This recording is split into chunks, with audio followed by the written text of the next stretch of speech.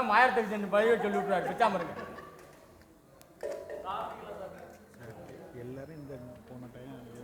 இப்போ எல்லாருமே கவனிச்சிங்க, 4000 ml blood இருக்கு, 100 ml பிளட்டில் 250 மில்லிகிராம் சர்க்கரை இருக்கு.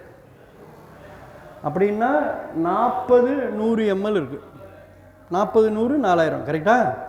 அப்போ 10,000 mg சுகர் இருக்குன்னு அர்த்தம். 1000 லிட்டர் 1000 ml தண்ணி குடிச்சிங்க அப்படின்ன உடனே இது 5000 ஆகுது, இது 10,000 அப்படியே இருக்குது. இதில் டிவைட் பண்ணும்போது இது 200 மாறிடுது. 250 இருந்த சர்க்கரை 200 மாறுது. கொஞ்சம் நேரத்தில் 1000 ml ஒன்றுக்கு போகிறது, அதில் 200 சர்க்கரை இருக்கும், அதில் மொத்தம் 2000 mg சுகர் வெளியே போயிடும். அப்போ இது ஒரு ரவுண்டு முடியும் போது 4000 200 8000 ஆயிடும். கரெக்டா? இதே தான் அடுத்தடுத்த ரவுண்டு. தண்ணி சமாச்சாரம் ரவுண்டாக ஏற்றணும்.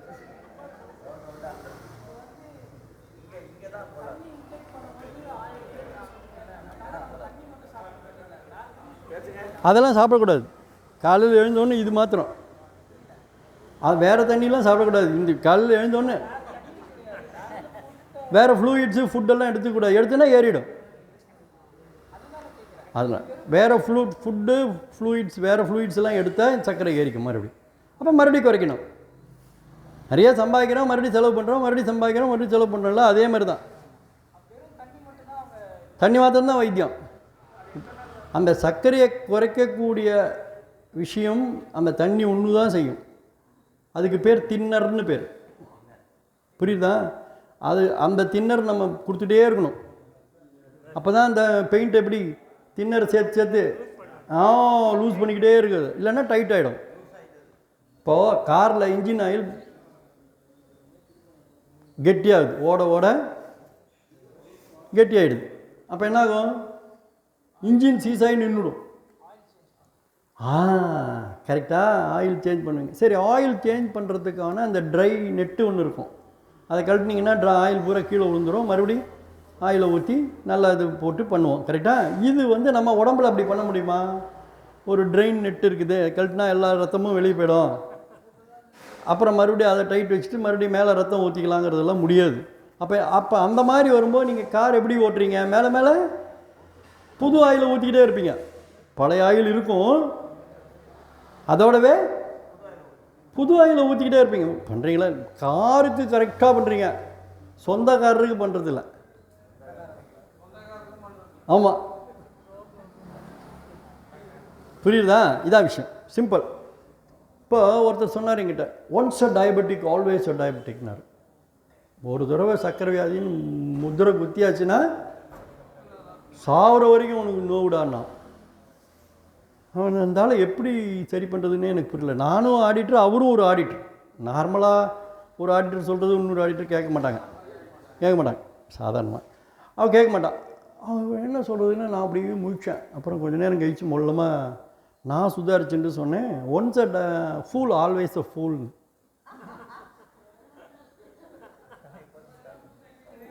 Once a diabetic always a டயபெட்டிக்னு சொன்ன ஆசாமிக்கு பதில் என்ன? Once a fool always a fool அப்படின்னு. அப்புறம் தான் அவன் முழிக்கிறான், என்ன அப்படி இருக்காதே, உங்கள் அப்பனுக்கும் சக்கரை உனக்கும் சக்கரைன்றான்.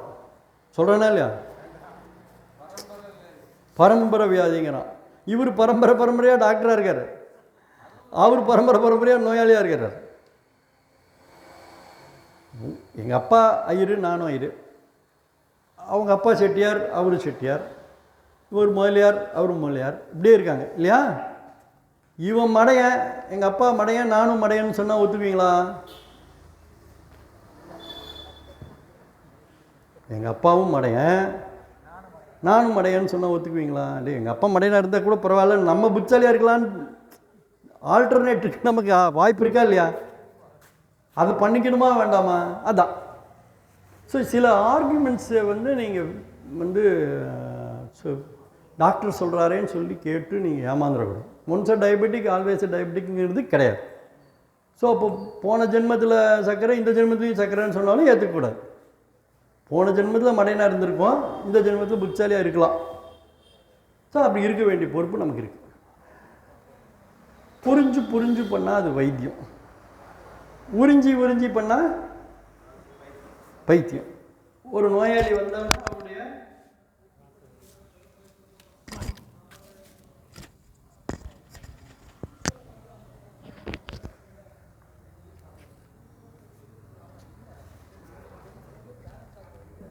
அவருடைய உடல் பொருள் ஆவி எல்லாத்தையும் உரிய வேண்டிய ஒரு கட்டாயம் இருக்குது. பெரிய முதலீடு போட்டு பண்ணும் பொழுது இதெல்லாம் கஷ்டம். இப்போ முதலே இல்லை. நான் பேசினதுக்கெல்லாம் ஏதாவது முதல் இருக்கா? இல்லை. முதலும் அதுதான், முடிவும் அதுதான்.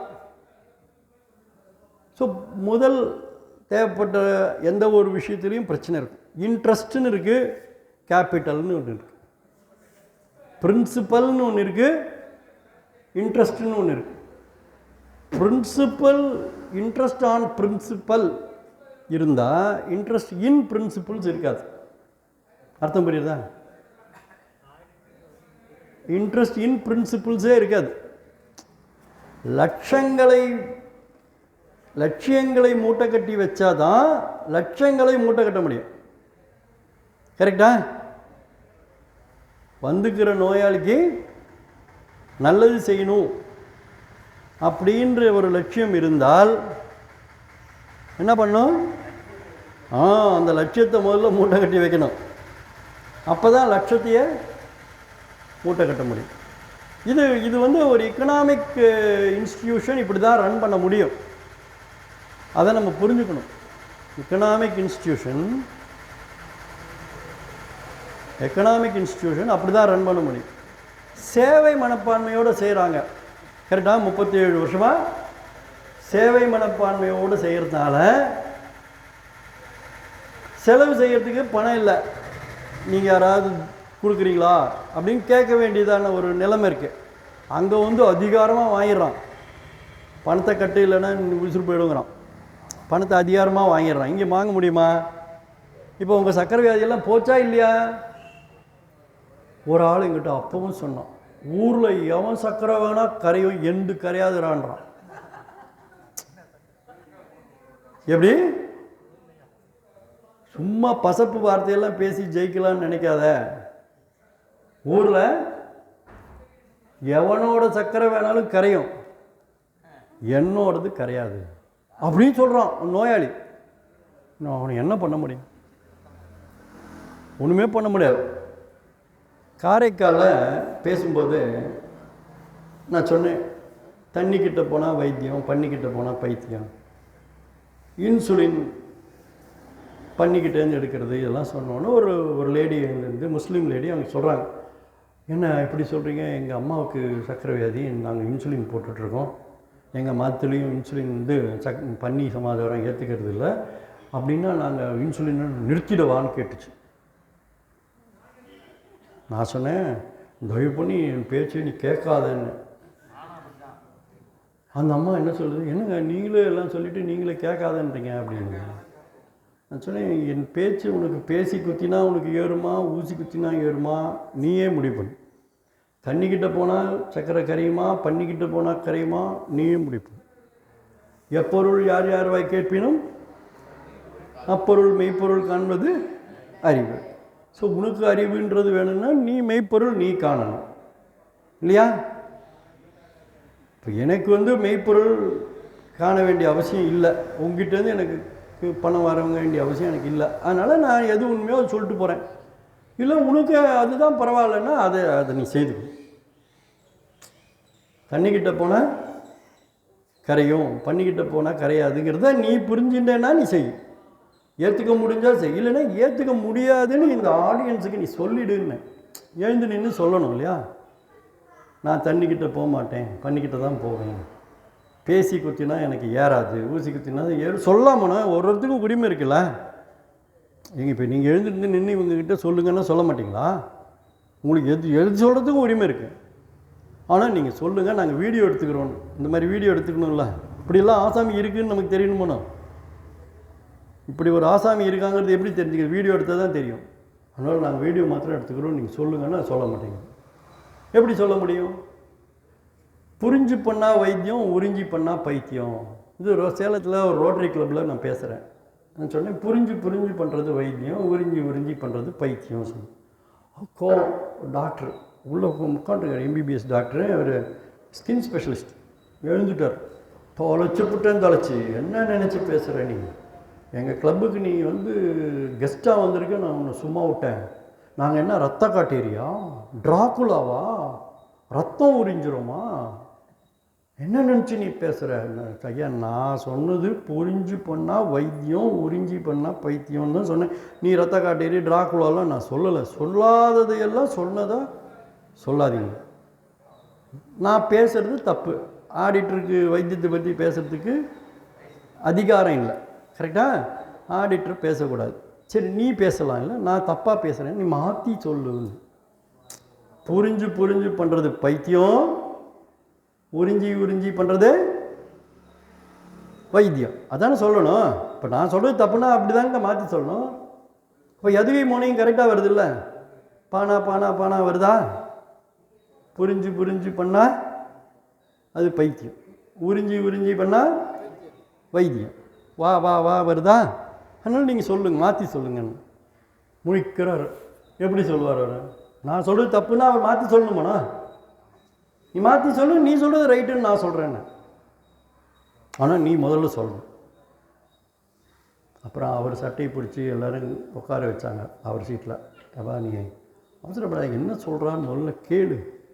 நீயா பேசி இப்போ மாட்டிக்கிட்ட பற்றியா? இப்போ உன்னால் பதில் சொல்ல முடியல பற்றியா? அதாவது நம்ம எல்லாமே ஒரு வாதத்தில் தோக்கிறதுக்கு நம்மளாம் விருப்பப்பட மாட்டோம்.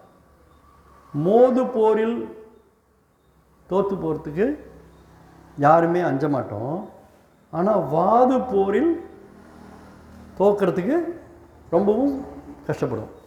வாதம் பண்ணி நம்ம ஆர்குமெண்ட் வீக்குன்னா முதல்ல ஒத்துக்கணும். அந்த இன்டெலெக்சுவல் ஆனஸ்டி இருக்கணும். இன்டெலெக்சுவல் ஆனஸ்டி யாருக்குமே கிடையாது, கரெக்டுங்களா? எவ்வளோ ஆர்கியூ பண்ணாலும் ஒத்துக்க மாட்டான். நான் தோற்றுட்டேன் அப்படிங்கிறத ஒத்துக்க மாட்டான். என்னுடைய ஆர்குமெண்ட் தப்பு அப்படிங்கிறத ஏற்க மாட்டாங்க. அதுதான் மக்களுடைய சுபாவம். அதனால் பல விஷயங்கள் நடக்குது. இப்போ நிறையா சர்க்கரையவே பேசிகிட்டு இருக்கோம். அப்புறம் நீங்கள் என்ன நினைப்பீங்க? இவருக்கு சர்க்கரையை தவிர வேறு எதுவும் தெரியாதுன்னு நினைப்பீங்க. அது வேற இருக்குது.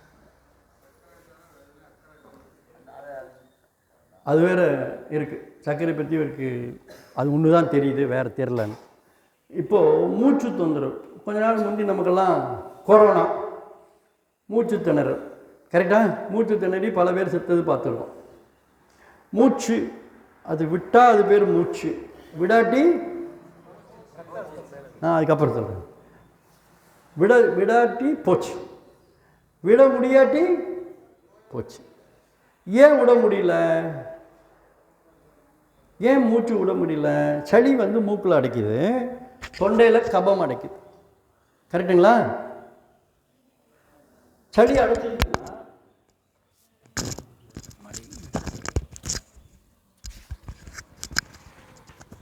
சரியா உட்காருங்க.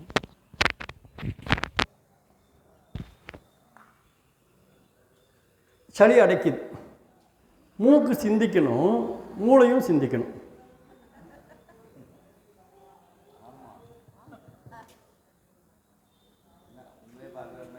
மூக்கு சிந்திக்கணும், மூளையும் சிந்திக்கணும். ஏன் அவங்களுக்கு சிரிப்பு வருது, உங்களுக்குலாம் யாருக்குமே வர மாட்டேங்குதா? சரி, ஒருத்தர் மூக்கால் சிந்திக்கலை அப்படின்னா மூளையாலையும் சிந்திக்கலைன்னு அர்த்தம், கரெக்டா? மூக்கில் சளி கெட்டியமாக இருக்குது, வருமா? வராது. அப்போ என்ன பண்ணணும்? தண்ணி பண்ணணும். மூக்கு சளி கெட்டியமாக இருக்குல்ல, கெட்டியமாக இருக்கிற சளி என்ன பண்ணணும்? தண்ணி பண்ணணும். இப்போ இன்றைக்கி அலோபதி மருத்துவம் இவ்வளவு சக்ஸஸ் காட்டுறதுக்கு காரணமே அவங்க பேசி குத்தி ஏறலைங்கிறதுனால ஊசி குத்தி ஏற்றிடுறான். அம்புட்டு தண்ணியும் எத்தனை பாட்டில் வேணுமோ அத்தனை பாட்டிலும் ஊசி குத்தி ஏற்றுறானா இல்லையா? இவன் உடனே சொல்கிறான், அடிக்கடி ஒன்றுக்கு வருது, இது எப்படி பண்ணுறிய, சும்மா தண்ணி ஏற்றினே இருக்கேன்னு. உடனே அதுக்கு கத்தீட்டரை போட்டு விட்டுறான். ஸோ இவன் ஹாயாக ஜாலியாக இருக்கான். இருக்கானா இல்லையா? அவன் பாட்டுக்கு பொண்ணுக்கு பாட்டுக்கு அது பாட்டுக்கு போயின்னு இருக்கேன், இந்த பக்கம் தண்ணி உள்ளே போயிட்டே இருக்கேன். அப்போது ஊசி குத்தினா அது ஏறி சரியாகுதா இல்லையா? அதனால தான் சக்ஸஸ் காட்டுறான். ஆனால் பேசி குத்தினா ஓசு, ஊசி குத்தினா காசு. அப்போ மருத்துவர் ஒன்றுமே பேசாமல் நறுக்குன்னு ஊசி குத்திடுவாரா இல்லையா? இன்னைக்கு அதுதானே வைத்தியம், அப்படி தானே நடக்கும். அப்போது மூச்சு தொந்தரவு, தொண்டை நிறையா கபம் வருது, தொண்டையிலிருந்து கபம் வெளிப்படுது. அது என்ன பண்ணணும்? காரி துப்பணும். காரி துப்ப வேண்டிய விஷயத்த மென்று முழுங்கலாமா? முழுங்கக்கூடாது. பஸ்ஸில் போகிறீங்க, காரி துப்ப முடியுமா? துப்பினா பின்னால் சீட்டுக்காரனுக்கு போயிடும். கரெக்டா? கரெக்டா? அப்போ துப்ப மாட்டோம். கரெக்டா? அப்போ நம்ம அதை எப்படி மேனேஜ் பண்ணணுங்கிறது நம்ம கண்ட்ரோலில் இருக்குது. இப்போ நீங்கள் ட்ரெயினில் போகிறீங்க, அங்கே வாஷ் பேசின் இருக்குது, போய் துப்பிட்டு வரணும்னா துப்பிட்டு வரலாம். துப்புறதுக்கு எங்கே வசதி வாய்ப்பு இருக்கோ அங்கே பண்ணிக்கணும். அது பண்ணிக்க வேண்டிய பொறுப்பு பேஷண்ட்டுக்கு இருக்குது. நான் அவர் பஸ்ஸில் போகணுமா ட்ரெயினில் போகணுமாலாம் நான் பதில் சொல்லிகிட்டு இருக்க முடியாது, துப்ப முடியாது. நீங்கள் பஸ்ஸில் போனாலும் துப்ப முடியாது, நான் பஸ்ஸில் போனாலும் துப்ப முடியாது, உண்மைதான். ஆனால் ஏதோ ஒரு நேரத்தில் நம்ம அதுக்குன்னு ஒரு டைம் அப்பாயிண்ட் பண்ணி அந்த டைமில் நம்ம வந்து துப்பணுங்கிற ஒரு சமாச்சாரத்தை செஞ்சாகும். கரெக்டா? துப்பி விட்டீர்கள் என்றால் தப்பி விட்டீர்கள், தப்பி விட்டீர்கள். துப்ப மாட்டீர்கள் என்றால் தப்ப மாட்டீர்கள். துப்பி விடுங்கள் என்று துப்பு கொடுக்கின்றேன். துப்பு இருந்தால் நாம் பிழைப்போம், துப்பி இருந்தால் நாம் பிழைப்போம். இல்லாவிட்டால் நம்ம டாக்டர் பிழைப்பார். அவர் நம்ம டாக்டர் தான், நம்ம டாக்டர் தான், நம்ம டாக்டர் தான். துப்ப தெரியாதவன் தப்ப தெரியாது, துப்ப தெரியாதவன் துப்பு தெரியாது. துப்ப தெரியாதவன் தப்ப தெரியாதவன், துப்ப தெரியாதவன் துப்பு தெரியாதவன். துப்புன்னா என்ன? துப்பு தெரியல, துப்பறிவு, அந்த அறிவு. அவ்வளோ சொல்ல வேண்டியிருக்கு.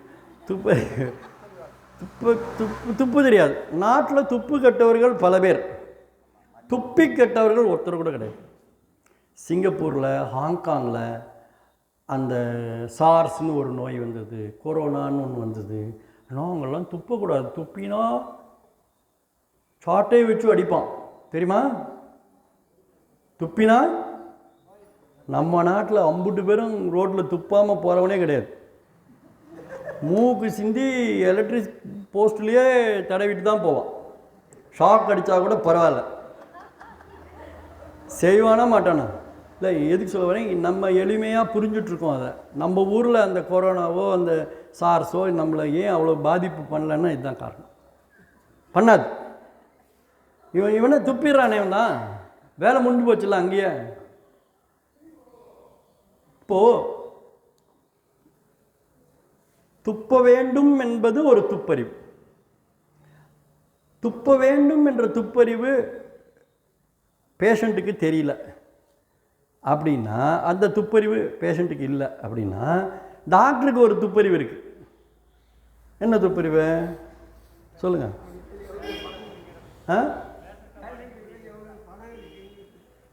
இதை சொல்லி கொடுத்தா இவன் காசு தர மாட்டாங்கிற துப்பறிவு. கரெக்டா? இதை சொல்லி கொடுத்தா காசு தர மாட்டாங்கிற துப்பறிவு. அதுக்கு தான் 5.5 வருஷம் படிக்கிறான். 5.5 வருஷம் படிக்கிறாங்க. இது இந்த துப்பறிவு கூட அவனுக்கு இல்லைன்னா அவன் எத்தனை கோடி செலவு பண்ணி படிக்கல அர்த்தம் இருக்கா? சொல்லித்தர மாட்டான்ல. அப்போ துப்பறிவு நமக்கு தான் வேணும். சரி, இப்போ நான் இது சொல்லி கொடுத்துட்டேன். இப்போ நீங்கள்லாம் ஒவ்வொருத்தரும் ஒரு ஊர்லேருந்து வந்துக்கிறீங்க. அவர் திருவண்ணாமலைங்கிறார், அவர் ஆத்தூருங்கிறாரு, இன்னொருத்தர் எந்த ஊர் சார்? தஞ்சாவூர். இப்படி எல்லாருக்கும் தெரியுது. இப்போ என்ன வந்து உங்களுக்கு கரெக்டாக ஞாபகம் இருக்கும் இல்லையா? நான் தஞ்சாவூருக்கு வந்தா நீங்கள் என்னை பார்க்கும்போதே என்ன பண்ணுவீங்க? ஓடி வந்து உங்களை பார்க்கும்போதே எனக்கு காரி துப்பணும்னு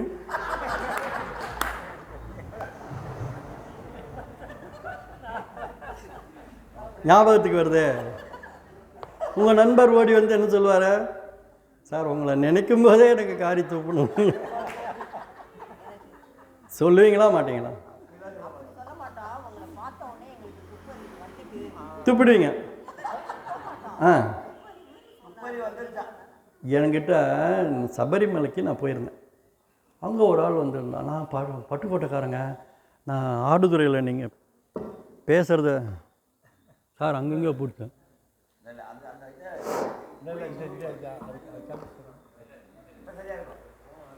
இன்னும் ஸ்பீக்கரே லூஸாக இருக்க.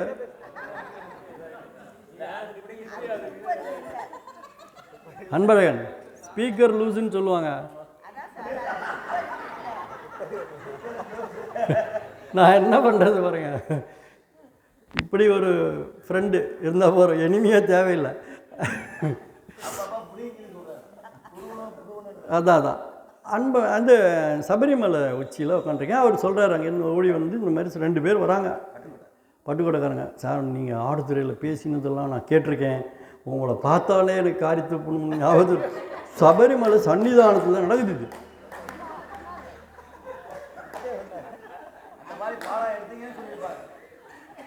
சார், அவர் வந்து என்னை பாராட்டி தான் சொல்கிறார். நீங்கள் ஏன் சிரிக்கிறீங்க? நீங்கள்லாம் உங்கள் ஊருக்கு வந்தால் என்னை பார்க்கும்போது தோணுமா தோணாதான்? இதெல்லாம் ஒரு டாக்டர் எம்பிபிஎஸ் படிச்சுட்டு இப்படியெல்லாம் ஒரு நல்ல பேர் வாங்கிக்க அவர் விருப்பப்படுவாரா? எங்கள் வீட்டு அம்மா எங்கள் கூட வருது, நீங்கள் இந்த மாதிரி சொல்கிறீங்க, நீங்கள் என்னை பாராட்டி சொல்கிறீங்களா எப்படி சொல்கிறீங்கன்னா அந்த அம்மா எப்படி நினைக்கும்? எங்கள் வீட்டு அம்மா என்ன நினைக்கும்? நீ இயற்கை மருத்துவம் மீட்டிங் பேசினது போதும், நிறுத்து, பேசாமல் வீட்டோடு இரு, சொல்லுமா சொல்லாதா?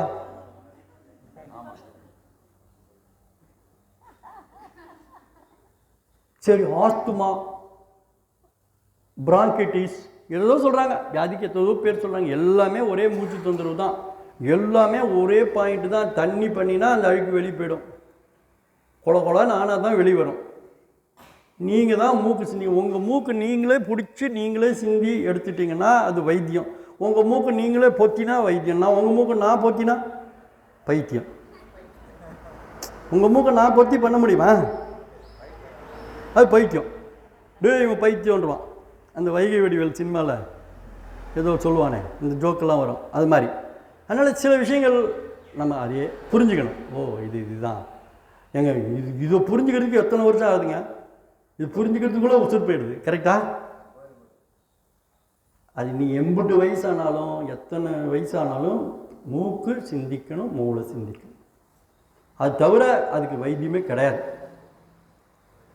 சரி, மருந்து சாப்பிட்றேன், அப்போவாது மூக்கு அப்போ சரியாகும்னா, அப்பவும் மூக்கில் வெளி வருமே, அப்பவும் நீங்கள் தானே சிந்திக்கணும்.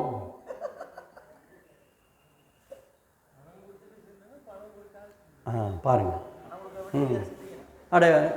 அதான் விஷயம்.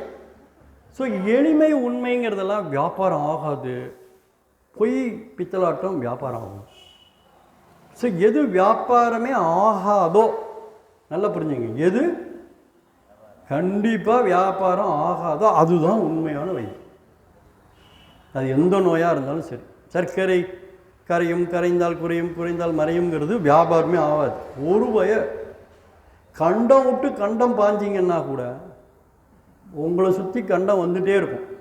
உங்கள் பின்னால் கண்டம் வந்துகிட்டே இருக்குமே ஒழிய உங்களுக்கு இந்த வார்த்தையை சொல்கிறதுக்கு 5 கண்டத்துலேயும் ஆள் கிடையாது. 5 கண்டத்துலேயும் ஆள் கிடையாது. ஒரு இல் பர்சன் அப்படின்னாலே அவர் இல் minded person.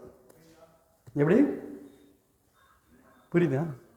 Will person is always an ill minded person, கெட்ட புத்தி. அப்போ இல் பர்சனை இல் ட்ரீட் பண்ணாதான் அவன் வெல் ட்ரீட்டட்னு வச்சுப்பான். அவனை ஊசி வச்சு குத்தணும், கத்தி வச்சு வெட்டணும், அப்போ தான் அது வைத்தியம்னே அவன் ஏற்றுப்பான்.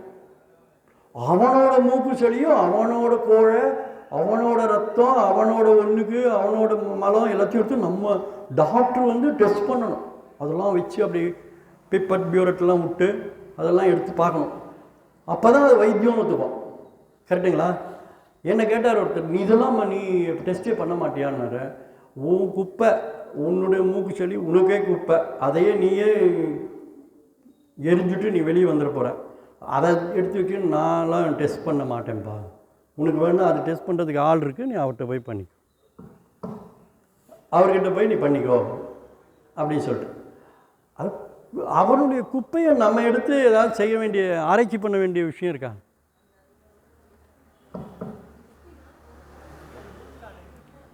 அதான் ஸ்பீக்கர் லூஸுன்ட்டேனே. சரி இருக்கேன். ஓ எப்படி பிடிச்சிக்கணும், ஒயரோடையா? சரி. ஹலோ,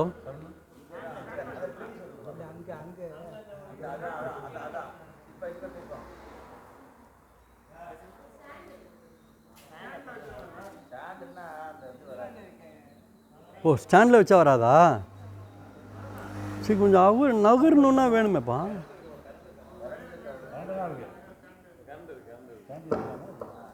ஹலோ ஹலோ, கேட்குதா? இல்லை, திடீர்னு வருது, திடீர்னு அதான் லூஸுங்கிறது. நினச்சி வருது. சரி பச்சா, சரி விட்டுருங்க. இப்போ இவ்வளோ தாங்கய்யா.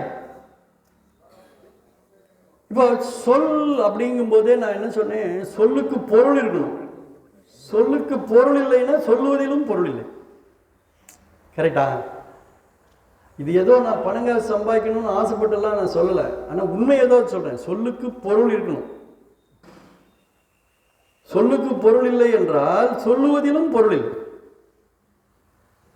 அப்போ நம்ம அதுக்கு எதுக்கு மதிப்பு கொடுக்குறோமோ அதுதான் வியாபாரம் ஆகும். எதுக்கு மதிப்பு கொடுக்க மாட்டேங்கிறோமோ அது கண்டிப்பாக வியாபாரம் ஆகாது. தானே உண்மை? அப்போ விற்கிறவனும் இல்லை, வாங்குறவனும் இல்லை, வாங்கிக்கிறவனும் இல்லை. கரெக்டா? அப்போ நம்ம தான் புரிஞ்சுக்கணும், ஓ இதுதான் இதுக்கு கரெக்டு, இது இவர் கரெக்டாக நமக்கு சொல்லிட்டார். அப்போ இனி உங்களுக்கு ஆயுசுக்கு சர்க்கரை வியாதி வருமா? இந்த ஜென்மத்தில் உங்களுக்கு சர்க்கரை வியாதி வருமா? வரா. நீங்கள் என்ன மொத்தமாக சிந்திக்கிறீங்க, அனுமானத்தின் அடிப்படையில் தீர்வு கொண்டு வரீங்க. பிரத்யக்ஷமாக பிளட்டை டெஸ்ட் பண்ணி பார்க்கறது இல்லை. ஏன் பார்க்கறது இல்லை? இதை அனுமானத்தின் அடிப்படையில் தான் தீர்க்கணும், பிரத்யக்ஷத்தின் அடிப்படையில் தீர்க்கக்கூடாது. சாப்பிட்றதுக்கு முந்தி ஒரு தடவை, சாப்பிடும்போது ஒரு தடவை, சாப்பிட்ட அப்புறம் ஒரு தடவை அப்படின்னு ரத்தமாக சிந்திக்கக்கூடாது, மொத்தமாக சிந்திக்கணும். புரியுதுங்களா? டாக்டர் சொல்கிறார் 5 நாள் கழிச்சு வாங்க, மறுபடியும் ஒரு தடவை டெஸ்ட் பண்ணலாம் அப்படிங்கிறார். அப்படி திரும்ப வரும்படி அந்த நோக்கம் உள்ளவங்க அப்படி தான் சொல்ல முடியும். இப்போ எனக்கு நோக்கமே இல்லை, திரும்பவே வராதபடி சொல்கிறேன். அடுத்த வருஷம் இவங்க மீட்டிங்கு வருவாங்களா பாருங்கள் ஐயா, அது ஒரு நாளைக்கு நம்ம ஒரு டெஸ்ட் பண்ணி பார்ப்போம். எம்பிட்டு பேர் வராங்க, எம்பிட்டு பேர் வரமாட்டேங்கிறாங்க. நீங்கள் வரலைன்னா பரவாயில்ல, அடுத்த ஆளையாவது அனுப்புங்க. புரியுதுங்களா? அவருக்கும் இதே வைத்தியத்தை நீங்களே சொல்லி நீங்களே வரவிடாமல் பண்ணிடாது. சரி, அதான் விஷயம். இப்போ இதான் மூச்சு தொந்தரவு சொன்னேன். ரத்த அழுத்தம், பிளட் ப்ரெஷர், ஊர் பூரா பிளட் ப்ரெஷர். பிளட் ப்ரெஷருக்கு என்ன மாத்திரை கொடுக்குறாங்க? லாசிக்ஸ் கொடுப்பாங்க. பார்த்துருக்கீங்களா? ஆரம்பிக்கும் போது லாசிக்ஸ். இது லாசிக்ஸுங்கிறது என்ன மாத்திரை? யூரினேஷனை இன்டியூஸ் பண்ணுற மாத்திரை. எப்படி? யூரினேஷனை இன்டியூஸ் பண்ணுற மாத்திரை. லாசிக்ஸ் சாப்பிட்டுட்டு நீங்கள் டாக்டர்கிட்ட போய் ஐயா எனக்கு 4-5 தடவை ஒன்றுக்கு வந்துகிட்டே இருக்குது அப்படின்னு சொன்னீங்கன்னா அது அப்படி தாங்க, அந்த மாத்திரை சாப்பிட்டா அப்படி தான் வரும். சொல்வாரா இல்லையா? சொல்கிறாரா இல்லையா? இப்போ இந்த லாசிக்ஸ் சாப்பிட்டு நீங்கள் யூரின் போயிட்டே இருந்தீங்க, தண்ணி குடித்தா யூரின் வருமா வராதா? அப்போ யூரினேஷன் இன்டியூஸ் பண்ணுறது தண்ணியா இல்லையா? லாசிக்ஸ் தேவையில்லை, லாசிக்ஸு தேவையில்லை. மாத்திரை அதை நீ மாத்திரை, உன்னை நீயே மாத்திரை, இல்லைன்னா உன்னை நீ ஏமாத்திர. உங்களை நீங்களே மாற்றிக்கணும், இல்லைன்னா உங்களை நீங்களே மாற்றிக்கணும். அப்போ மாத்திரையினால் இந்த நோய் சரியாகாது.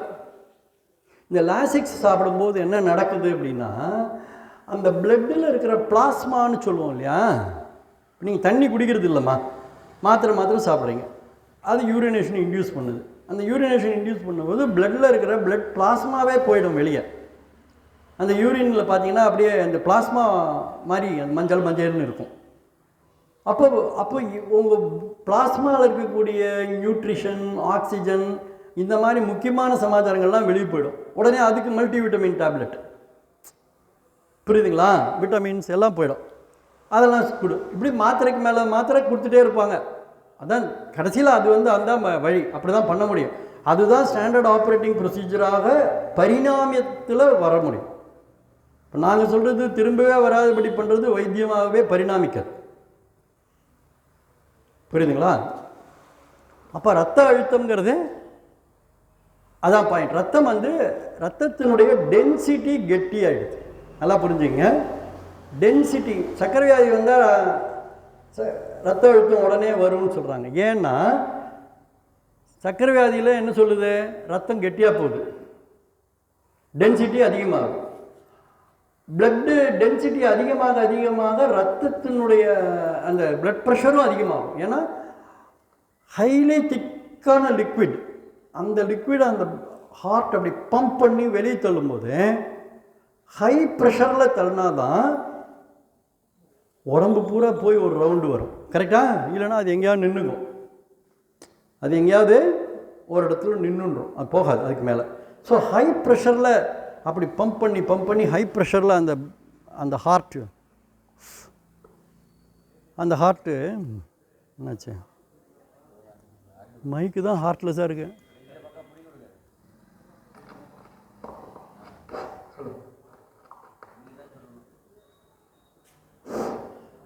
ஹை ப்ரெஷரில் தள்ளி அந்த ஹார்ட்டு ஓஞ்சு போயிடும். அந்த ஹார்ட்டு ஓஞ்சு போயிடும், கஷ்டப்படும். அப்போ ஹை ப்ரெஷரில் போகிறதுனால தான் ஹை பிளட் ப்ரெஷர்னு சொல்கிறாங்க. ஹை பிளட் ப்ரெஷர் அப்படின்னு அதை சொல்கிறாங்க. இப்போ இந்த ஹார்ட் என்ன ஆகும் தெரியுங்களா? அப்படியே அமுத்தி அந்த பிளட்டை வெளியே தள்ளிட்டே இருக்கு. இப்போது ஹை ப்ரெஷரில் தள்ளுது, அது பத்தாதுன்னு இந்த ஹார்ட்டு என்லார்ஜ் ஆகிடும். என்னாகும்?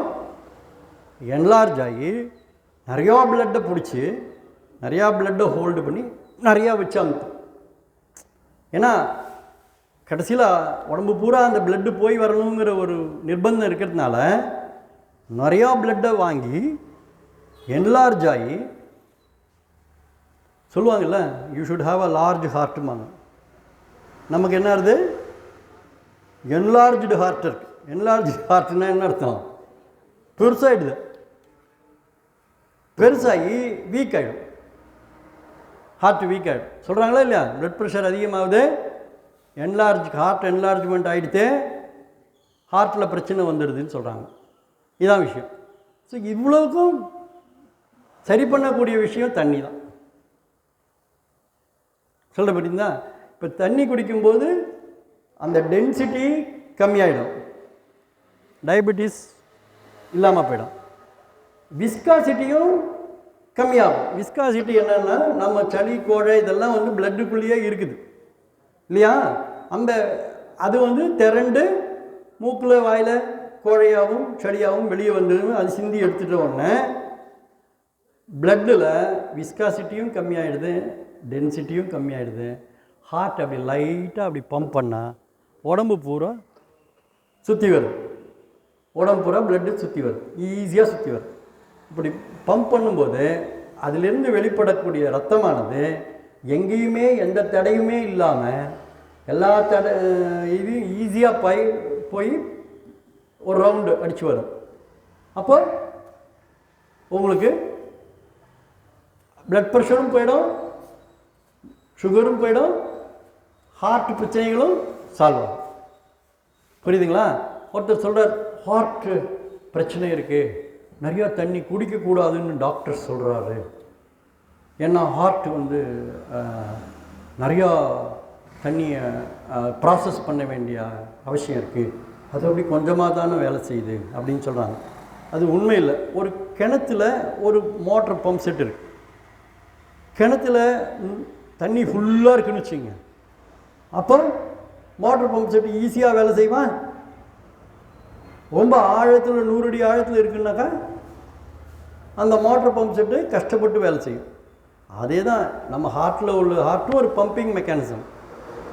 ஸோ நிறையா பிளட்டு உடம்புல இருந்தால், அது நிறைய தண்ணியாகவே இருந்ததுன்னா பம்பிங் இஸ் ஈஸி. இதுதான் வந்து இரத்த அழுத்தம். காது கேளாமை. இந்த காது கேளாமை அப்படிங்கிறது இதே சளி கோழை வந்து இந்த காதில் அந்த செவிப்பறை சொல்லுவோம் இல்லையா, அந்த ட்ரம், இயர் ட்ரம், அந்த ட்ரம்முக்கு பின்னால் சளியெல்லாம் இருக்குதுன்னு வச்சுக்கோங்க. இப்போ நிறையா நல்லா மூக்கு சிந்தினீங்கன்னா டக்குன்னு காதில் ஒரு ஃபீல் பண்ணிருக்கீங்களா? இப்போ இதுக்கும் கனெக்ஷன் இருக்குது. அப்போ அந்த அளவுக்கு மூக்கில் இருக்கிற அழுக்கை நம்ம வெளியே தள்ளணும். இப்போ இதை காதுலையாவது கேட்கணும். காது கேட்கலன்னா கேட்டும் நடக்கிறதுன்னு ஒரு அர்த்தம் இருக்குது, காதில் கேட்குறதுன்னு ஒரு அர்த்தம் இருக்குது இல்லையா? கேட்குறதுன்னா ரெண்டு அர்த்தம். காதால் கேட்குறது ஒரு அர்த்தம், கேட்டு நடக்கிறது ஒரு அர்த்தம். நீ காதாலையும் கேட்கலன்னா காது நிச்சயமாக கேட்காது. காது கேட்காம போயிடும், அடைப்பட்டு போயிடும். மூக்கு சிந்தும்போது அந்த அந்த அடைப்புகள் கிளியர் ஆகும். உங்கள் மூக்கு நீங்கள் தான் சிந்திக்க முடியும். உங்களுக்கு பலம் யாருமே சிந்திக்க முடியாது. உங்களுக்கு பலம் உங்களை சரி பண்ணிக்க யாராலையும் சிந்திக்க முடியாது. இதான் காது கேளாமை. கண் குறைபாடு.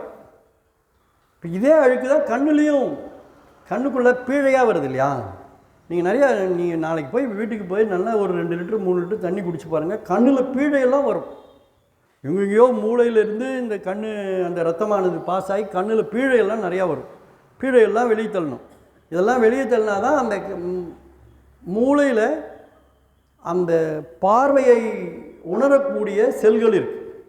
அந்த செல்களுக்கு மேலே இருக்கக்கூடிய அந்த சளி கோழை படலங்கள் தான் அதை வந்து அந்த கண் பார்வையை குறைவு பண்ணுது. ஸோ அந்த இடத்தெல்லாம் சுத்தம் பண்ணினா தான் உங்களுக்கு வந்து கண் சரியாகும். அப்போ தான் கண் சரியாகும். அதுக்கப்புறம் கண் பயிற்சிகள்லாம் சொல்லித்தராங்க, அதெல்லாம் செய்யுங்க, உங்களுக்கு ஆட்டோமேட்டிக்காக கண் பார்வை நன்னாகும்.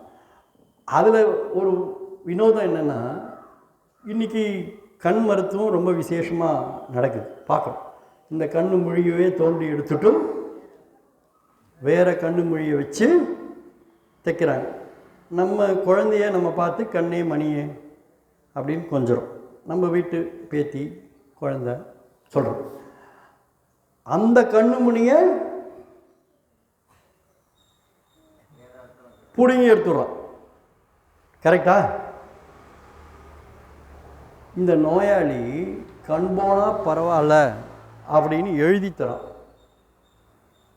கண் போனால் பரவாயில்லன்னு எழுதி கொடுத்தான்னா டைம் ஆயிடுச்சா? டைம்.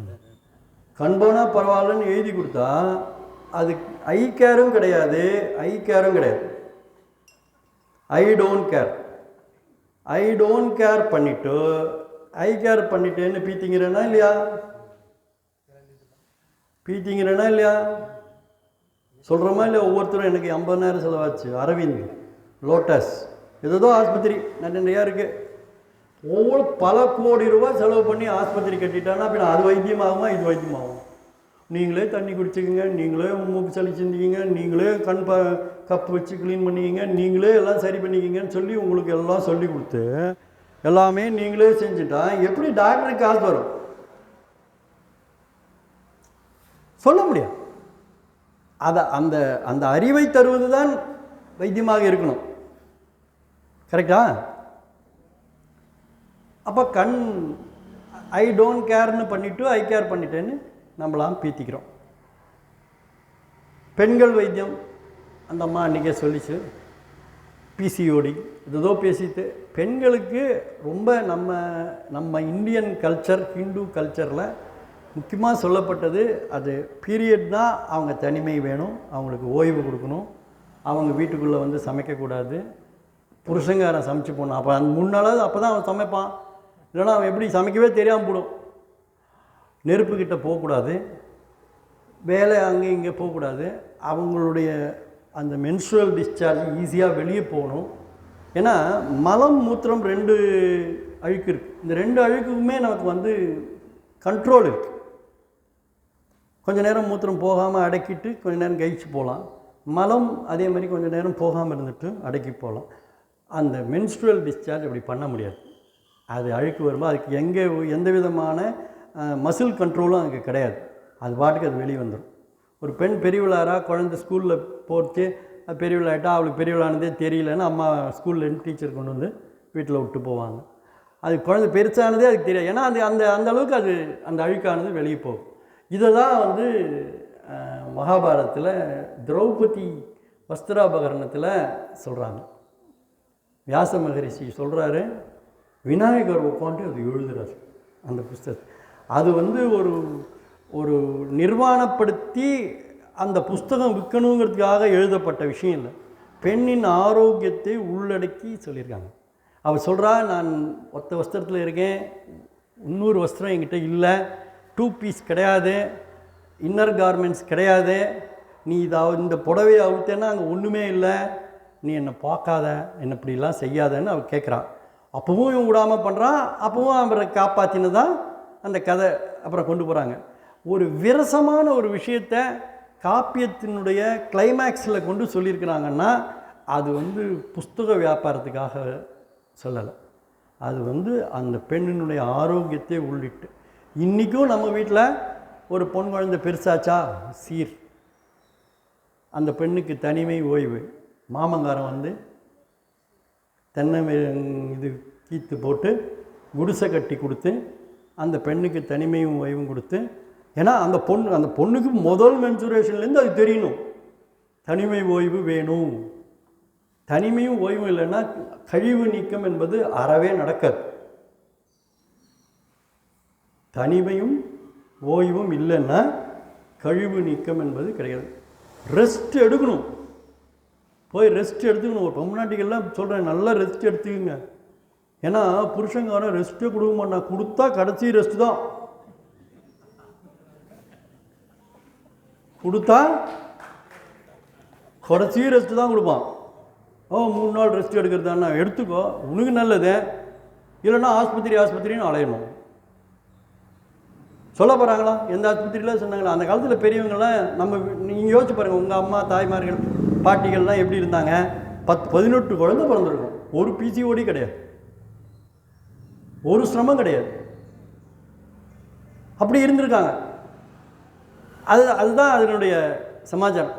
இதை வந்து எவ்வளோ நாசூக்காக நம்ம கல்ச்சரில் அதை ஃபாலோ பண்ணாங்க. இப்போ எல்லாமே மாறி போச்சு. எவ்வளோமே இங்கிலீஷ்காரன் சொல்கிறது தான் வைத்தியம். அவன் சொல்கிற அந்த $1 பில்லியன் இண்டஸ்ட்ரி நாப்கின், சானிட்டரி நாப்கின்கிறான். அதில் என்ன சானிட்டரி இருக்குதுன்னு தெரியல. நீங்கள் வேணால் யாராவது எப்படி மேலே கட்டின்ட்டு அதுக்குள்ளேயே ஒன்றுக்கு போய் பாருங்கள் எப்படி இருக்குன்னு. சானிட்டரியாக இருக்கா? யாரும் ஆரோக்கியமாக இருக்கிறவங்க சொல்கிறேன், ஒரு நாப்கின் கட்டின்ட்டு அது உள்ளே ஒன்றுக்கு போகிறது. குழந்தையெல்லாம் அதுக்குள்ளேயே கக்கூஸ் போட சொல்கிறாங்க சார். சங்கடமாக இருக்குங்கய்யா. என் பேத்தி வருது, என் பொண்ணு அதுக்கு பூரா நாப்கினை போட்டு விட்டுறா, அதுலேயே போய்க்கோங்கிறா, அதுலேயே கக்கூஸ் போய்க்கோங்கிறா. அது எப்படி கக்கூஸ் போகும்னு எனக்கு புரியல. பாவமாக இருக்குது அந்த குழந்தைய. இதெல்லாம் தான் கல்ச்சர். என் பொண்ணு ஆஸ்திரேலியாவில் இருக்கேன், அப்போ பேத்தியோடு வந்திருக்கா. இந்த மாதிரி இவங்க கேட்டால் இதுதான் குழந்தை வளர்ப்புங்கிறான். ஊரெல்லாம் அதுதான் விளம்பரம், அதுதான் நடக்குது. இப்போ நம்ம சொல்கிறதெல்லாம் எடுபடுமா? அந்த குழந்தைய பாடப்படுத்துகிறான். அவன் ஊசி குத்தி தான், பேசி குத்தி ஊசி தான்.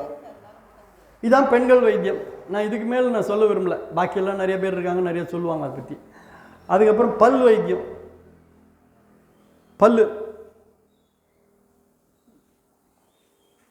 பல்லுக்கும் சொல்லுக்கும் என்ன வித்தியாசம், என்ன சம்பந்தம்? பல்லு போச்சுன்னா சொல்லு போச்சு, சொல்லு போச்சுன்னா பல்லு போச்சே, அதுவும் ஒரு இதை பலார்னு அடிச்சிருவான். ஒரு தவறுதலான ஒரு சொல் வெளியே போயிடுச்சு வச்சுங்க, நீங்கள் என்ன பண்ணுவீங்க? பலார்னு ஒரு அரை விடுவீங்க, பல்லு போய்டும். பல் போனால் சொல் போச்சு, சொல் போனால் பல் போச்சு. பல் விழுந்து போனால் சொல் போச்சு, என் சொல் விழாமல் போனால் பல் போச்சு. அர்த்தம் புரியுதா? பல் விழுந்து போனால் சொல் போச்சு, என் சொல் விழாமல் போனால் பல் போச்சு. அப்போ என் சொல் விழாமல் போகலாமா? அத்தனையும் கேட்டுக்கணும், ஒரு வார்த்தையும். பல் என்ன பண்ணணும்? இருக்கினால் அது இருக்கும், இருக்காவிட்டால் இருக்காது. இருக்கும் வரை இருக்கும்.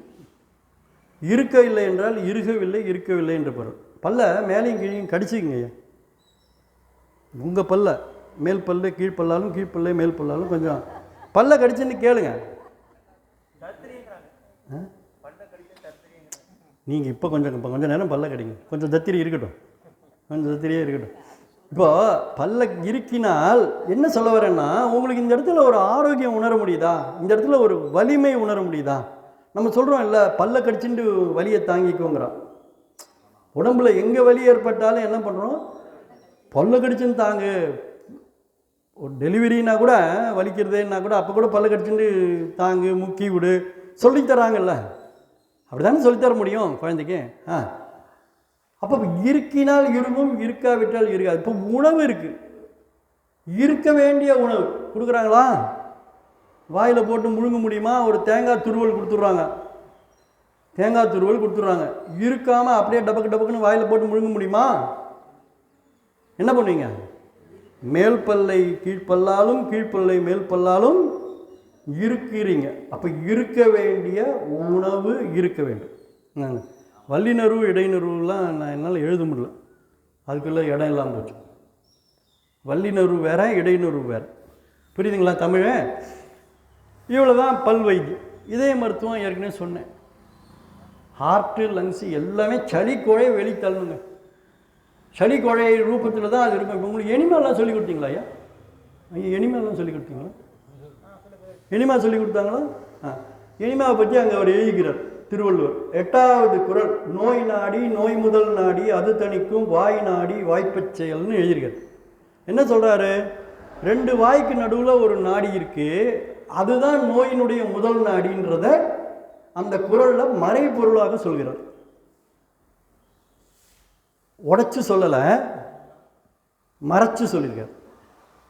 சரிங்களா? அப்போ அந்த எனிமா என்ற சிகிச்சையின் மூலம் வாயிலிருந்து ஆசன வாய் வரைக்கும் உள்ள தண்ணி குடிக்கும்போது நிறைய அழுக்கு கீழே இறங்கிடும்.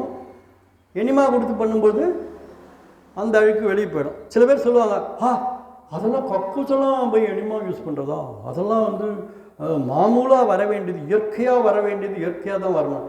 ஏன் ஒரு பொண்ணுக்கு டெலிவரிங்கிறது இயற்கையாக தான் வரணும்னு சும்மா இருக்க முடியுமா? பக்கத்தில் போய் எத்தனை பேர் முன்னாலே நின்று அந்த குழந்தை வெளியே வரும்போது கைப்பிடிச்சி இழுத்துடுறாங்க, பார்க்குறோமா இல்லையா? அந்த தாய்க்கு நம்ம ஒரு சௌகரியம் கொடுக்கத்தானே வேணும். இது மலம் நீக்கம் என்பது அது கூட ஒரு டெலிவரி கணக்கு தான். நிறைய பேருக்கு மலம் போகிறதே டெலிவரி கணக்கு.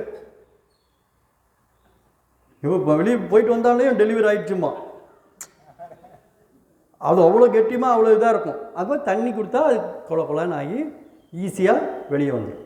அப்போது நீங்கள் யோசிச்சு பாருங்கள், அந்த குழந்தைக்கு வெளியே வரணும் அப்படிங்கும்போது பனிக்குடம்பாங்க, அது பூரா தண்ணியாக இருக்கும்.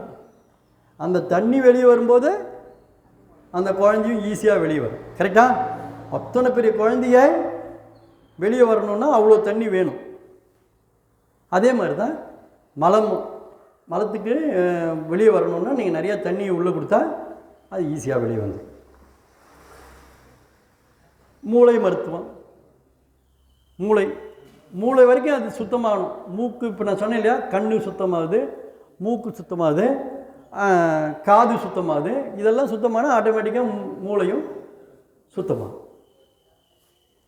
அதான் மலடு மருத்துவம். மலட்டுத்தன்மை போகணுன்னாலும் சுரக்க வேண்டிய நீர்கள் சுரக்கணும், சுரக்க வேண்டிய நீர்கள் சுரக்கணும். அப்போ அதுக்கு தேவையான தண்ணி குடிக்கணும். நிறைய தண்ணிக்குள்ளே தொட்டிக்குள்ளே இருந்து குளிக்கணும். தொட்டி குளியல். சூடு குறையும். உடம்புல உள்ள சூடு குறைஞ்சதுன்னா அந்த ஜெனிட்டல் ஆர்கன்ஸ் எல்லாம் நல்லபடியாக இயங்கும். அப்போ தான் அது அந்த கர்ப்பம் தரிக்கிறதுக்கான வாய்ப்பு. இப்போது இந்த மருந்து அதிகாரம் சொல்லிட்டேன். இது யாருக்கும் நல்லது செய்யும், யாருக்கு செய்யாது. அவர் எழுதியிருக்கார், கல்லார்க்கும் கற்றவர்க்கும் கழிப்பொருளும் கழிப்பே, காணார்க்கும் கண்டவர்க்கும் கண்கொடுக்கும் கண்ணே, வல்லார்க்கும் மாட்டார்க்கும் வரமளிக்கும் வரமே. அதாவது இது கற்று தேர்ந்தவனுக்கும் கற்காமல் இருந்தவனுக்கும் கல்லார்க்கும் கற்றவர்க்கும் கழிப்பருளும் கழிப்பு. நீங்கள் குடித்த தண்ணி நீங்கள் படித்தவனாக இருந்தாலும் சரி, படிக்காதவனாக இருந்தாலும் சரி, உங்களுக்கு அது நல்லது பண்ணும். காணார்க்கும் கண்டவர்க்கும் சர்க்கரை தண்ணீரில் கரையும் அப்படிங்கிறத காணாதவன் சர்க்கரை தண்ணீரில் கரையும் என்று கண்டவன். கண்டவன் பேச்சை கேளுங்க, கண்டவன் பேச்சை கேளுங்க, கண்டவன் பேச்செல்லாம் கேட்காதீங்க.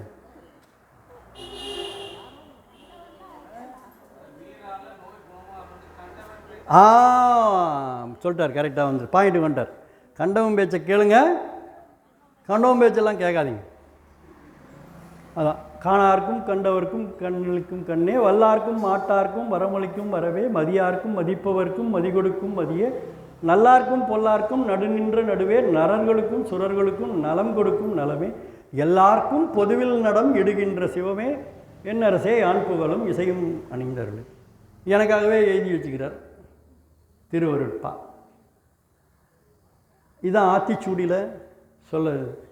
இது ஆத்திச்சூடியில் நோய் குணம் 2 வார்த்தையை ஔவையார் பயன்படுத்துகிறார். நோய்னா நோய்க்கு இடங்குடையல் அப்படின்னு ஒன்று சொல்கிறார். குணம்னா குணமது கைவிடேல் சொல்கிறான். அப்போ நோய்னா என்ன? இடம் கொடுத்தால் நோய்னா எதுக்கு இடம் கொடுக்குற? அடமன்சிக்கும் ஃபூலிஷ்னஸுக்கும் இடம் கொடுத்தால் அது நோய். நம்ம அடமண்ட்டாகவும் இருக்கக்கூடாது, ஃபூலிஷாகவும் இருக்கக்கூடாது. கரெக்டா? நம்ம அடமண்ட்டாகவும் இல்லை, ஃபூலிஷாகவும் இல்லைன்னா ஆட்டோமேட்டிக்காக நமக்கு நோய் குணமாயிடும். அதான் நோய்க்கு இடங்கொடல். குணம் அது கைவிடல். குணம்னா என்ன? இது பண்ணினா குணமாகும் தெரிஞ்சால் அந்த விஷயத்தை கைவிடக்கூடாது. குணமாகுங்கிறத கைவிடக்கூடாது. கைவிடாத வரை கைவிடாத முறை. இது எத்தனை நாள் கடைப்பிடிக்கிறது? ஒரு ஆள் கேட்குறோம், எத்தனை நாள்? 5 minutes ஆகும். எத்தனை நாள் கடைப்பிடிக்கிறது அப்படின்னு கேட்குறாங்க. நீ கைவிடாத வரை உன்னை அது கைவிடாது.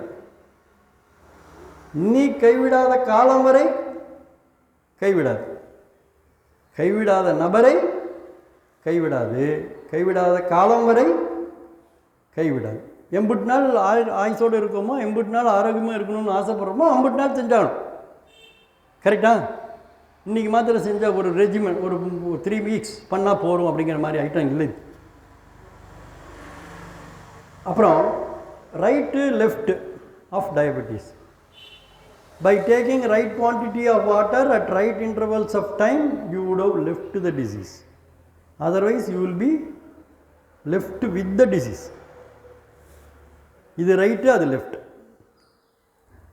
எவ்வளவு நீர் குடிக்கிறது, எவ்வளோ தேவையோ அவ்வளோதான் குடிக்க முடியுமா? அவ்வளோதான் குடிக்கணுமா? கரெக்டாக சொல்லு அப்படின்னு ஒருத்தர் கேட்டார். எவ்வளவு தேவையோ அவ்வளோதான் சம்பாதிக்கிறோமா? சொல்லுங்கள். அவர் இயற்கை மருத்துவர், அவரே இயற்கை வேளாண்மை. சரி, எவ்வளோ தேவையோ அவ்வளோதான் சம்பாதிக்கிறோமா? தேவைக்கு அதிகமாக சம்பாதிக்கும். எவ்வளோ தேவையோ அவ்வளோதான் சாப்பிட்றோமா? இயற்கை உணவுலாம் எவ்வளோ தேவையோ அவ்வளோதான் சாப்பிட்ணும். ஆனாலும் அது கூட கொஞ்சம் ஒரு கரண்டி அதிகமாக கொடுன்னு வாங்கி சாப்பிட்றோம். ஏன்னா 5500 ரூபா பணம் கட்டிருக்கு, அதை கழிக்கணும். கரெக்டா? அதனால் ஒரு வாழைப்பழம் சாப்பிட்டா போதும்னு நல்லா தெரியும் போது இன்னொரு வாழைப்பழமும் வாங்கி கொடுன்னு வாங்கி சாப்பிட்றோம். அந்த பணத்தை கழிக்கிறதுக்காக செய்கிறோமா இல்லையா? அதான். அப்போ எவ்வளவு நீர் குடிப்பதுன்னா எவ்வளவு தேவையோ அவ்வளவுதாங்கிறது முடியாது. தேவைக்கு அதிகமாக தான் செய்யணும். அதுதான் இயல்பாக இருக்கும், அதுதான் ஏற்புடையதாகவும் இருக்கும். அப்போ அதிகமாக குடிச்சிட்டா என்ன ஆகும்? குடிச்சிட்டா கொஞ்சம் டொனேஷன் கொடுப்பீங்க. அதிகமாக சாப்பிட்டுட்டா, அதிகமாக சம்பாதிச்சிட்டா சங்கத்துக்கு கொஞ்சம் டொனேஷன் கொடுப்பீங்களா இல்லையா? அதே மாதிரி தான். அதிகமாக குடிச்சிட்டா அது வெளியே போயிடும். ஒன்றுக்கு போனால் போகிறோம், ஒன்றுக்கும் போக வேண்டாம். வார்த்தையெல்லாம் மாற்றவே கூடாது, கரெக்டாக அப்படியே வரணும். ஒன்றுக்கு போனால் போகிறோம், வேறு ஒன்றுக்கும் போக வேண்டாம். இதான். அப்போ கிட்னி ஓவர்லோட் ஆகுமா சார்? முக்கியம் சொல்லிடுறேன், முக்கியம். ஏன்னா இந்த கிட்னி ஓவர்லோட் ஆகும் அப்படின்றது ஒரு பெரிய பொருளியான ஒரு விஷயத்தை அலோபதி மருத்துவத்தில் செய்கிறாங்க. இப்போ இங்கே அரிசி இருக்குது, அரிசியில் கல் நெல் இருக்குது. நம்ம என்ன பண்ணுறோம், கொஞ்சோண்டு அரிசி இப்படி தள்ளுறோம், இங்கே இருக்கிற 1 2 கல்லை வெளியே தள்ளிடுறோம், இதை இப்படி சேர்த்துக்கிறோம். அடுத்தது தள்ளுவோம், அடுத்தது 1 2 நெல்லை எடுத்துருவோம், மறுபடியும் தள்ளிக்குவோம். இப்படி நிறுத்தி நிறுத்தி செய்கிறோம். கரெக்டுங்களா? இப்போ ஒரு தடவை தள்ளுற அரிசியில் கல் நிறையா இருக்குது, 50 கல் இருக்குது, 10 அரிசி இருக்குது. இந்த 10 அரிசி மாத்திரம் நம்ம பொறுக்க முடியாது. இது என்ன, நம்ம ப்ரோக்ராம் எப்படி இருக்குது, அந்த கல்லை எடுக்கணுங்கிற ப்ரோக்ராமில் தான் இருக்குது. ஸோ கல்லை பூரா எடுக்கணும். இந்த 50 கல்லை எடுத்து முடித்த அப்புறம் தான் இந்த 13 அரிசியை இப்படி சேர்த்துக்க முடியும். கரெக்டா? அப்போ இது மாதிரி ஒரு தடவையும் பண்ணும்போது 50 அரிசி வருது, 50 கல் வருது. அப்போ டாக்ஸின் லெவல் பிளட்டில் அதிகமாக இருக்குது. அதிகமாக இருந்தால் பர் சிசி ஆஃப் பிளட்டு அதிகமாக இருக்கும்போது அந்த அதிகமான அழுக்கை வெளியே தள்ளிட்டு அதை அப்போ தான் ஓட விட முடியும். இப்போ அரிசி சுத்தம் பண்ணும்போது இப்படி நம்ம நிறுத்தி நிறுத்தி பண்ணுறோம். பிளட்டு நம்ம உடம்புல பாஸ் ஆகும்போது அப்படியே ஃப்ளோவில் இருக்குது. ஃப்ளோவில் இருக்கிறத நிறுத்தி நிறுத்தி பண்ண முடியுமா? முடியாது. அப்போ வேக வேகமாக போகும்போது வேக வேகமாக எடுத்துடணும் அதுலேருந்து இருக்கிற அழுக்கை. அதில் இருக்கிற அழுக்கை எடுக்கும்போது நிறைய அழுக்கு வந்ததுன்னா என்ன ஆகும்? கரெக்டாக சொல்லிட்டாங்க அம்மா. ப்ராசஸ் ஆகாமல், ஃபில்டர் ஆகாமல், க்ளீன் ஆகாமல் கிட்னிலேருந்து ரத்தம் வெளியே வந்துடும். அந்த வெளியே வந்த ரத்தமும் குப்பையாக இருக்கும். அப்போது அதுக்கு வந்து பர் சிசி கம்மி ஆகணும்னா என்ன பண்ணணும்? நிறைய தண்ணி ஊற்றிட்டிங்கன்னா என்ன ஆகும்? உங்கள் பிளட்டில் இருக்கிற டாக்ஸின் லெவல் கம்மி ஆகிடுமா? பர் சிசி கம்மி ஆகிடுமா? அப்போ அது ஈஸியாக க்ளீன் பண்ணும். இதெல்லாம் வந்து இவ்வளவு விளக்கமாலாம் எந்த டாக்டரும் உங்களுக்கு நிறுத்தி உட்காண்டு சொல்லலாம் மாட்டாங்க சார், அறுத்து விட்ருவாங்க.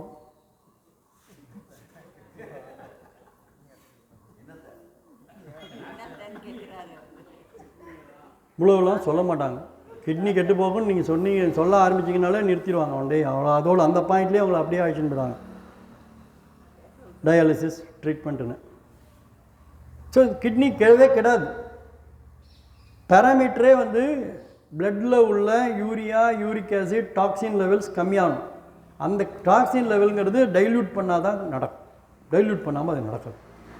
ஸோ இதெல்லாம் பேஷண்ட்டுக்கு வந்து தண்ணி குடிக்கிறதுல விருப்பம் இல்லை அப்படின்னா டாக்டர் என்ன பண்ணுவார், அந்த இடத்துலையே வச்சு அப்படியே அழைச்சின்னு போயிடுவார் அவர். ஆமாம், தண்ணி குடிக்கணுங்கிறது. தண்ணி குடிக்கணும் அதுதான். அதுக்கப்புறம் நிறைய பேசிக்கலாம். சர்க்கரையே சொல்லுமடா கரை எண்ணெய். நான் எழுதினேன் புக்கில் அது பாட்டு இருக்குது. சர்க்கரையே சொல்லுமடா கரை எண்ணெய், அக்கறையோடு இதை செய்ய குறை என்ன, கரைத்திட்டால் சர்க்கரை தான் குறையாதோ, குறைந்திட்டால் உந்தன் குறை குறையாதோ, அதன் பின்னே உந்தன் குறை யாதோ யாதோ அப்படின்னு ஒரு பாட்டு எனக்கு தோணுது. நானே பாட்டுன்னு நினச்சுட்டேன், எழுதிட்டேன். கரைச்சா தான் கரையுங்கிறது துல்லியமான உண்மை, எளிமையான உண்மை, ஏற்கக்கூடிய உண்மை. தடிமனாக உள்ளவனுக்கும் அதுதான், மெலிசாக இருக்கிறவனுக்கும் அதுதான். எப்படிங்க மெலிசாக இருக்கிறவனுக்கும் சக்கரை, தடிமனாக இருக்கணும் சக்கரைனா என்னங்க அர்த்தம்? அவர் 2 பேரும் தண்ணி தேவையான தண்ணி குடிக்கலங்கிற ஒரே அர்த்தம் தான்.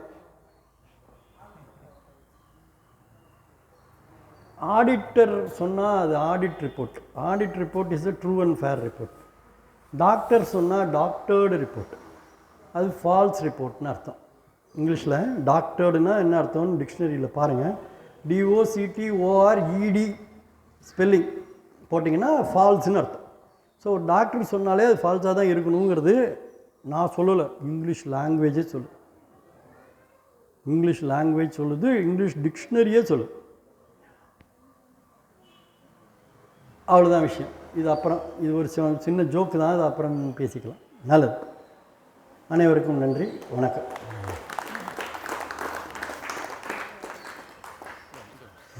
ஓ சாரி, போட்டுக்கிறேன்.